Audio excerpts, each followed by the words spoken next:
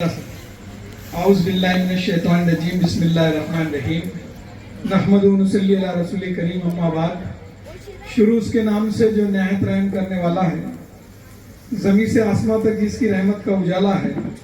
मेरा ईमान है वही भूखे को देता नहीं वाला है और वही आगाज को अंजाम तक पहुंचाने वाला है।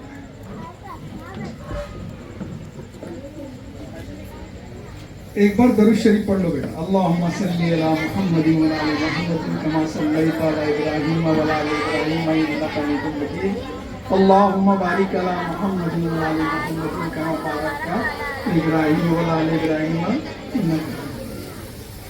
दरूद शरीफ की इतनी फजीलत है बेटा के इन्नल्लाह यानी पहले अल्लाह फिर मलाइकती, यानी पहले अल्लाह पढ़ते फिर उसके बाद में उसके फरिश्ते पढ़ते और अल्लाह ताला जिसको हिदायत दे वही पढ़ता है। इंसान बापू इंसान की मौलाना एक मर्तबा नमाज रद्द हो सकती, बददियानती हो तो हज उम्रा रद्द हो सकता, पर अगर दरूद शरीफ अल्लाह के रसूल सल्लल्लाहु अलैहि वसल्लम पे भेजा हुआ दरूद उसका कभी रद्द नहीं होता। और ये वाहिद अमल है कि जो अल्लाह ताला खुद करता है और उसके बाद में फरिश्ते करते हैं और फिर अपने बंदों को हुक्म देता कि मैं करता हूं, मेरे फरिश्ते करते हैं, ए बंदे तू भी कर। यानी वाहिद अमल है ये। पूरे इस्लाम में अगर कोई अमल वाहिद है जो अल्लाह करता है, उसके बाद में बंदों को बोलता है कि तुम भी करो, आप सल्लल्लाहु अलैहि वसल्लम पर दरूद भेजो। तो दरूद की बहुत फजीलत है। आप रोजाना कुरान शरीफ की तिलावत तो कीजिए, पर दरूद पाक पढ़ने की आदत डालिए। अपने बच्चों को भी दरूद पाक पढ़ने की आदत डालिए। कम से कम 100 मरतबा तो भी पढ़िए। जो दरूद याद है आपको दरूद पढ़िए, कि दरूद पढ़ने के बाद में अल्लाह आप सल्लल्लाहु अलैहि वसल्लम की हदीस है कि अल्लाह ताला आफियत का दरवाजा खोल देता है। वो आफियत का दरवाजा क्या है? और इंसान जुमा के रोज जब दरूद पढ़ता है तो 2 फरिश्ते आप सल्लल्लाहु अलैहि वसल्लम को जाके बताते हैं कि फला फला शख्स ने दरूद आप पे भेजा है। तो आप सल्लल्लाहु अलैहि वसल्लम हाथ उठा के उसके लिए दुआ करते हैं, और जिसके लिए अल्लाह के रसूल सल्लल्लाहु अलैहि वसल्लम दुआ करते हैं तो उसकी तो दुनिया और आखिरत दोनों में क्या है? कामयाबी है। तो आफियत का दरवाजा क्या है कि अल्लाह ताला जो है आफियत वाली रोजी देता है, और दूसरे तन्हाई के गुनाहों से बचाता है। तन्हाई का गुनाह क्या है? सब में बड़ा फितना क्या है अभी? मोबाइल। यही इंसान को तन्हाई में गुनाह करवाता है, तो अल्लाह ताला उससे भी बचाता है। और मोबाइल जो है, आप अपने बच्चों को मोबाइल दीजिए, अगर जरूरत है तो वो एंड्रॉइड मत दो, सादा मोबाइल दो, सादा मोबाइल दो। तो करेंगे नहीं करेंगे एहतमाम के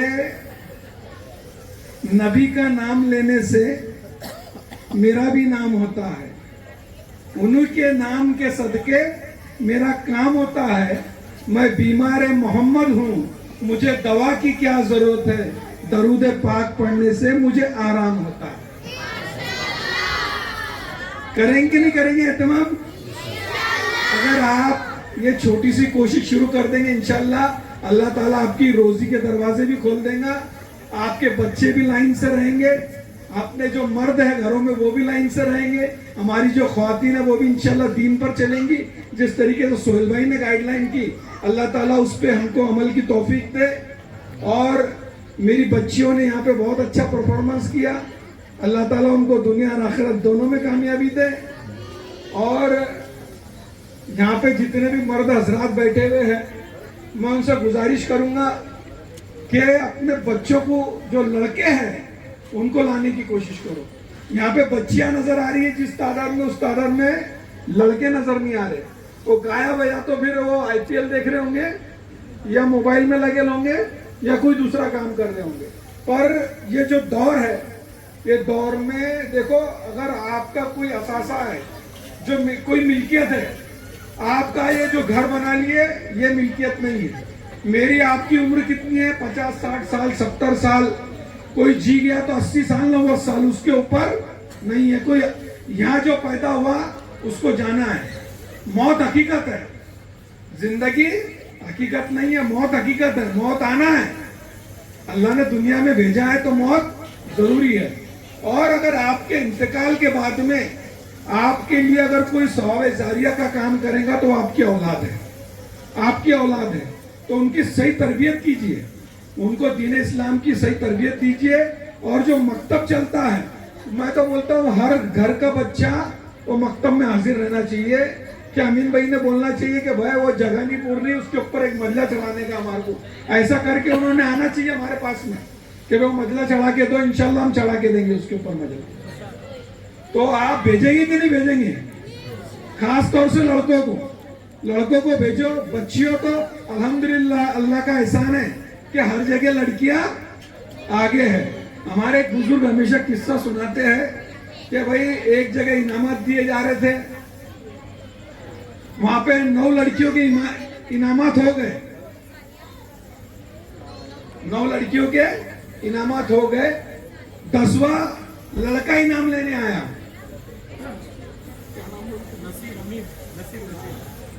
तो 10वां लड़का इनाम लेने आया, तो लड़के का नाम नसीम था। तो उन्होंने बहुत जोश और खरोश से उसका इस्तकबाल करे कि भाई 9 लड़कियां है, एक ही मुच्छी वाला आया बोले। तो उसको इनाम दिया। क्या बेटा? बोले तू आया, बोले बहुत बहुत मुबारक। तो बोले नहीं अंकल, बोले ये मेरी बहन का इनाम है, मेरा नाम नसीम है, मेरी बहन का नाम शमीम है बोले। तो वैसा होने मत दो। ये 9 थे, 10 थे, पर एक था बेचारा जो बैठा। क्या नाम है बेटा तेरा? अहमद। देख अल्लाह के रसूल सल्लल्लाहु अलैहि वसल्लम का नाम है अहमद। अल्लाह ताला उनके औसाफ आप में डाले। तो मेरी आपसे मुद्दमाना गुजारिश है कि अपने बच्चों को मकतब में भेजो, स्कूल में बराबर भेजो, स्कूल में भेजो। क्योंकि देखो हर कोई चाहता, अभी यहाँ पे बहुत सारे लोग रह के गए हुए। आसिफ भाई, ये आसिफ दादा ही हमारा, आसिफ अनवर साहब, ये पहले इधर रहता था, अभी किधर रहता बापू? दत्तनगर में, पक्के घर में चल गया। कि नहीं हर कोई चाहेगा कि नहीं यहाँ बैठे लगे पक्के घर में जाए? क्या नहीं चाहते? आपा चाहते ना? तो उसके लिए क्या जरूरी है? बच्चा अगर पढ़ेगा, वो नौकरी पे लगेगा, तो ही तुम्हारा पक्का घर है। और अगर वो गौंडी काम पे जाएगा, मिस्त्री काम पे जाएगा, पेंटिंग काम पे जाएगा, या किसी के हाथ के लिए ये मजदूरी करेगा, या सब्जी के बोरे उठाएगा, तो ये होने वाला पॉसिबल नहीं है। होगा क्या? नहीं होगा। तो उसके लिए क्या करना पड़ेगा? उन पे ध्यान दो। ये नहीं कि भाई वो 7वीं 8वीं में आ गया, वजन उठाने के लायक होगा, जा रहे भाई 100 रुपए रोज कमा के लेके आ। वैसा मत करो, वैसा मत करो। क्योंकि ये 100 रुपए आपको ज्यादा दिन चलने वाले नहीं है। आप उसको 100 रुपए रोज कमाने भेजेंगे, वहां 17 लोगों से उसका साबेका पड़ेगा, उनसे मिलेगा। वो बच्चा छोटा है अभी, उसकी यानी वो उसकी जो क्रोमोसोम्स है, जो हार्मोन्स है, वो बदल रहे। यानी जब बच्चा जवान होता है तो उसकी कैफियत बदलती है। तो हो सकता है कोई बुरी लत में उसको लगा दे, कोई नशे की लत लगा दे उसको, कोई पुड़ी की लत लगा दे। तो वैसा करो मत। अगर देर पर रोजी कमाना है तो बच्चे को पूरा मैच्योर्ड होने दो, उसको पूरी तालीम हासिल करने दो।